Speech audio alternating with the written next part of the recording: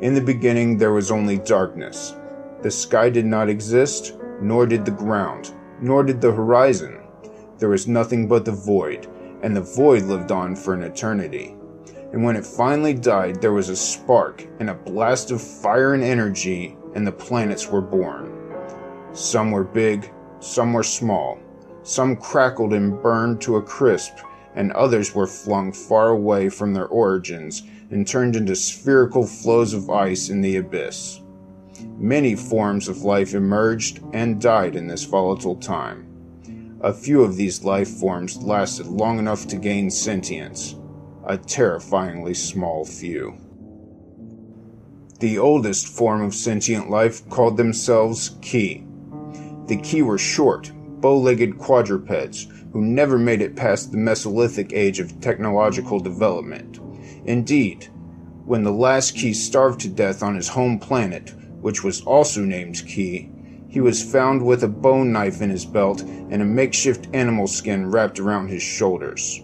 This decayed remnant was discovered by Cano travelers, the second race to achieve sentience, and the first to achieve technology and manned spaceflight. A lucky genetic break gave them a larger than normal predisposition to mental prowess, and soon, by harnessing the leftover energy of the void, which humans would later classify as dark matter, the Cano people were able to travel throughout the universe freely. While the Ki were sharpening sticks and huddling by campfires in the dark, the Cano were busy plotting space exploration and gauging which gravity well would give them the biggest time boost. The last Ki, all skin and bones and frozen tissue, was found at the top of the tallest mountain on Ki. Unsurprisingly, when the Cano researchers entered the Grand Library of the Ki King's Court, they found the mountain was also named Ki, and most researchers now believe that so was the capital city, the King's Court, the King himself, and the King's concubine. The Cano travelers were taken aback at their discovery. They had assumed that any life they had encountered would be as intelligent as they were. For years they had regaled each other with tales and fables of intellectual trade and commerce. They had hoped to hear new stories, to find new problems that needed solving.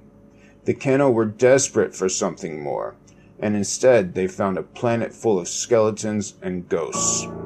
It was a massive blow to their morale, and it almost crippled the spread of their culture altogether. But the Cano were forced to continue their search for intelligence, not because of curiosity, but because of necessity. The Cano were dying, something they had encountered in their travels, maybe a bacteria or a virus on the planet Ki. It had infected the whole population. They were dying, slowly but surely, and incredibly painfully. The infection began in the eyes, and while the details are somewhat blurred on the exact extent of the damage that the infection could cause, suffice it to say, it blinded the majority of the population in a matter of months. Their bloody, eyeless corpses were found a number of years later by the third evolved species that had achieved both sentience and space travel. They were the finned ones, although later, much later, they are spoken of as dolphins.